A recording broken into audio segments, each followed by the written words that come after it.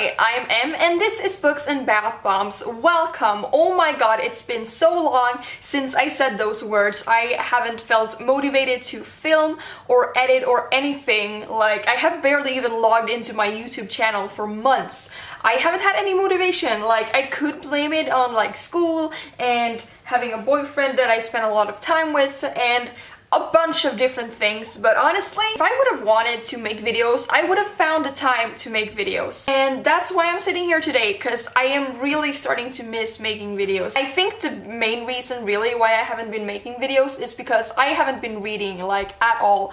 I've read like maybe 5 books since August. For me, compared to how much I've read for the previous months of this year and like the previous years, really, it's very little. So there's that. Today I want to talk about 2016. I want to go through like some of my favorites. I thought of making a favorite books video or like a favorite Lush things video, but then I thought let's just do a video of all of the favorites. So here are some of my favorite things that I did, read, used from Lush, favorite things that happened to me in one way or another in 2016. My first favorites category is, of course, books. This channel is all about books. That's why I started this channel, because I wanted to talk about books. So I thought we would kick this off with my favorite books of 2016. My first favorite book of 2016 is The Unexpected Everything by Morgan Matson. I don't have the book because my boyfriend is currently reading it, so I just had a dust jacket. But Morgan Matson is one of my absolute favorite authors. And a lot of people didn't like this book, or like it wasn't their favorite of Morgan Matson's, but it is my favorite Morgan Matson book. I really thoroughly enjoyed this. I don't really have the time to talk about the plots for the books that I'm gonna talk about because I have a lot of things to talk about this in this video,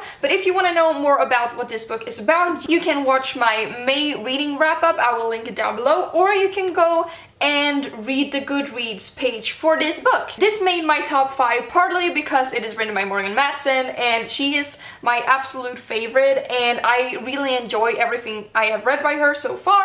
And because I think it was very good because the main character is very flawed and I really enjoy that. And there's also some stuff about the book writing industry which I did not expect from this book at all, which I super duper loved. And I think it's just brilliant. My second favorite book that I read this year is The Queen of the Tearling by Erica Johansson. This is a high fantasy novel. And I usually don't go for high fantasy, but I really like this one. The premise just sounded so interesting to me, so I decided to pick it up despite feeling a bit cautious towards high fantasy.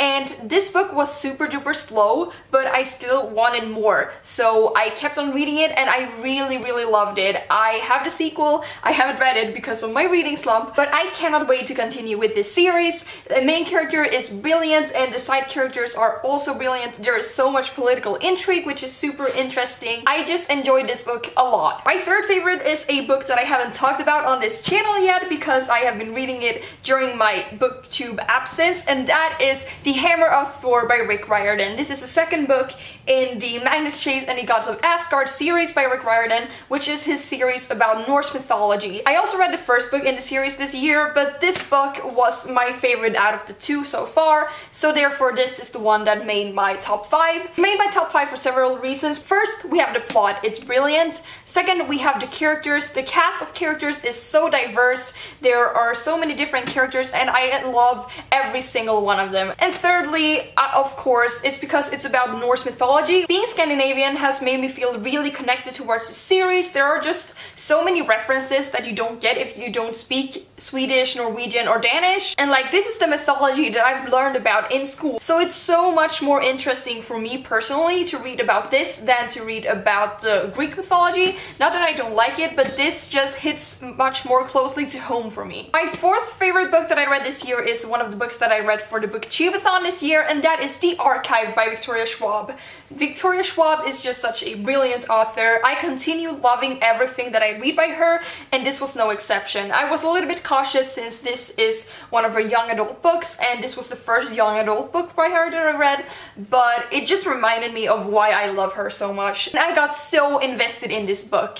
It was such a lovely ride for me. And the fifth favorite book that I read this year is a book that is at my parents' house, and that is Simon vs. the Homo Sapiens Agenda by Becky Albertalli. This is another book that I read for the Booktubeathon, and this book just had me swooning and swooning. This was actually the last book that I read for the booktubeathon, and I enjoyed it because it was fast-paced, the characters were so interesting. I really liked Simon and his journey. Even though I figured out Blue's identity pretty early on, I still enjoyed the mystery of it. It was just such a brilliant novel, and I cannot wait to read Becky Albertalli's new book when it comes out next year. Alright, those were all of my bookish favorites of this year. Now we're gonna move on to the category of music. I have 3 albums that I want to mention that came out this year that quickly became favorites of mine. First one is the biggest release of the year for me in music, and that is the album Wild World by Bastille. I don't know if you can notice, but this is actually a Bastille poster that is behind me right now. I will talk more about that later,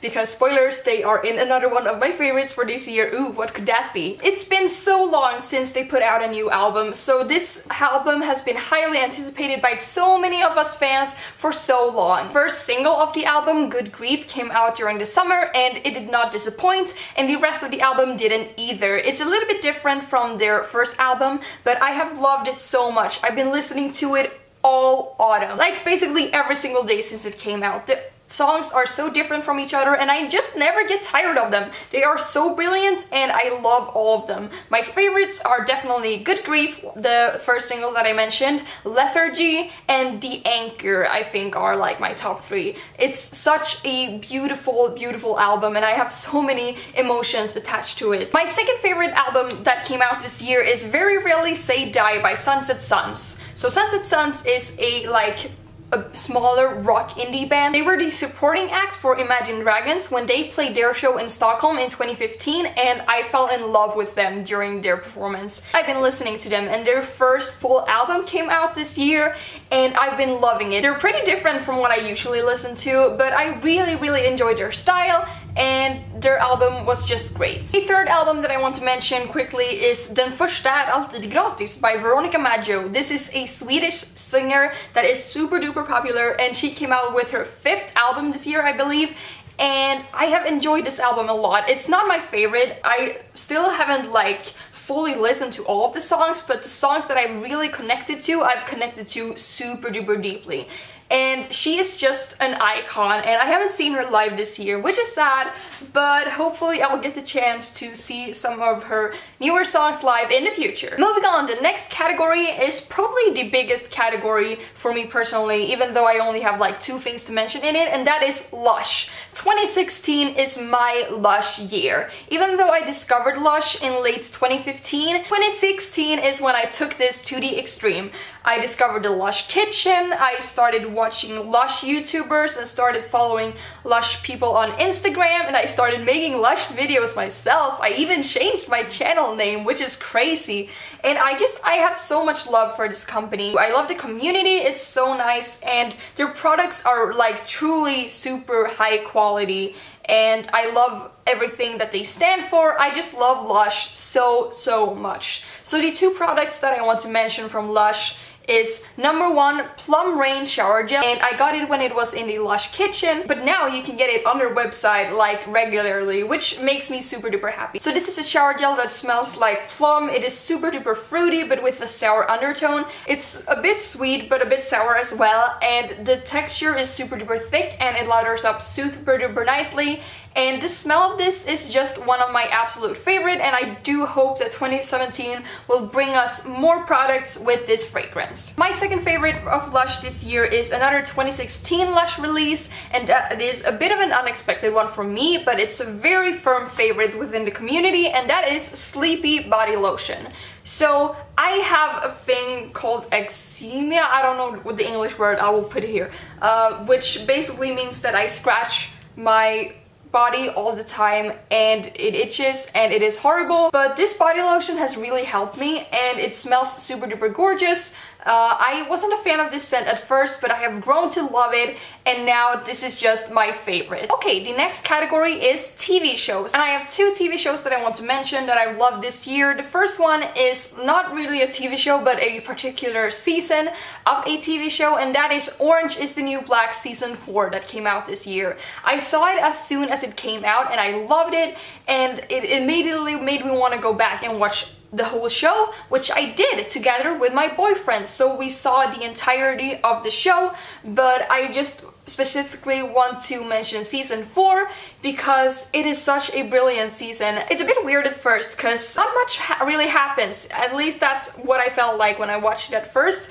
It just felt like everyone was having conversations and we just followed their day-to-day life like usual, and there were some underlying plot. But then once stuff started happening, it really started happening. So much shit went down, and I can't wait for season 5. I need season 5 right now. That cliffhanger that season 4 ended on is just huge. The second show I want to mention is a show that I actually discovered less than 2 weeks ago, but it became a favorite. It is a series that have blown up the internet, especially here in Scandinavia. I'm talking about, of course, the Norwegian drama show Skam, or Shame, which is the English translation. So Shame is a Norwegian TV show following a group of kids going through high school. The first season is about a girl called Eva who is having troubles with her boyfriend. In the second season we follow Nora, who is falling for the bad boy at the school who is a douche, and her having to deal with that and some other things. And in the third season we are following a guy called Isaac, who is dealing with the fact that he's gay and that he likes a boy and that his parents aren't very supportive of it. And this series is just so brilliant. It's very feminist and it is super duper addictive. The episodes are typically pretty short, which I love. The episodes of season 1 were like between 10 and 20 minutes max. And then in season 2, some episodes are 45 minutes. And in season 3 the episodes are shorter again, which I really like.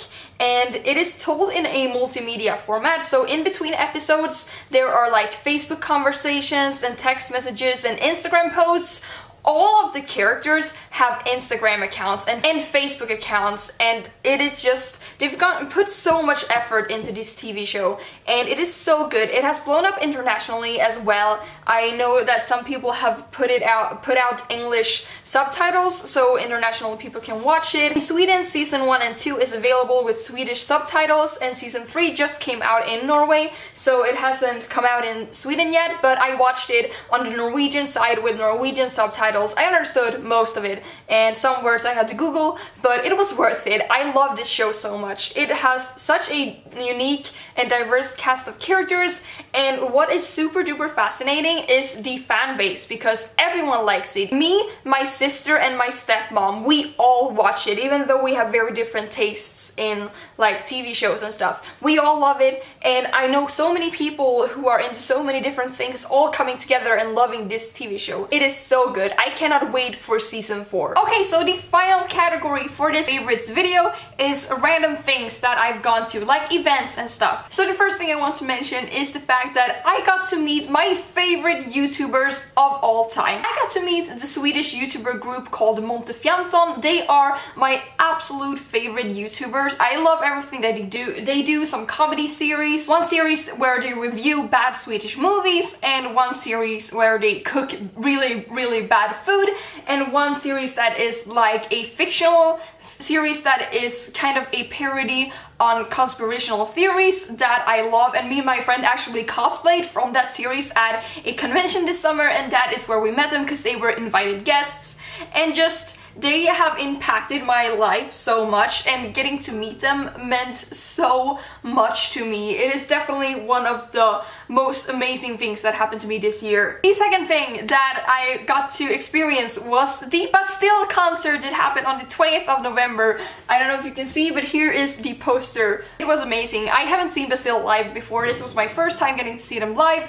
and after having listened to them for so many years, and especially after enjoying their second album so much, it was amazing. It wasn't like the best concert, and there were a lot of songs that I would have preferred if they played instead of the some of the songs that they did play, but I don't care. It was still so incredible to be able to see them live, and me and my friends had very good spots, and it was just such a great time. The final thing I want to talk about in this video is the Booktubeathon. The Booktubeathon of 2016 was the most amazing one for me yet. I've been doing the Booktubeathon in the summer for 3 years, and the Booktubeathon of 2016 was the most solid one, because that is the only one I've done properly since I started like properly uploading videos. and my TBR video gained me like 50 new subscribers, which is amazing for me because I don't have that many subscribers and I'm grateful for every single one, and I would be even if I had a lot. That's not what I mean, but like my subscriber account grew with so much, and I'm like, I feel so humbled that you all found my channel, and some people have been leaving because I've been absent, but still I'm so happy with all the support, and I found so many new YouTubers that I started watching and subscribing to through this channel during the Booktubeathon, and I read an incredible amount of books. I finished all the challenges and I really enjoyed everything I read, and I had such a good reading year for the Booktubeathon this year, and so that was one of the best highlights of the year for me. But okay, that was it. That was some of the favorite things for me in 2016. There are so many other things I would have wanted to mention, like starting uni, spending all of this year with my boyfriend. Our 1-year anniversary is coming up, very exciting. The Doctor Who convention that I went to, and there are just so many other things. But these are my favorite things that I've read, listened to, watched, experienced, etc. in 2016, and I am so grateful that so many of you are watching me even though I've been absent for so long, and my uploading is so inconsistent and I've never like had a regular schedule. There was a time like in the spring I was pretty okay in uploading semi-regularly, but I've never really uploaded super regularly for a long time. And I really want to change that in 2017. I've said that a couple of times now that I want to get better at uploading, but this time I really want to. I probably won't be able to upload every week, but like maybe every other week or something. I hope so, because I do really enjoy making videos. I'm just a lazy shithead. Now this video is drawing to a close. Thank you so much for watching this video. I really appreciate it super duper much. And I will see you in my next video. Bye!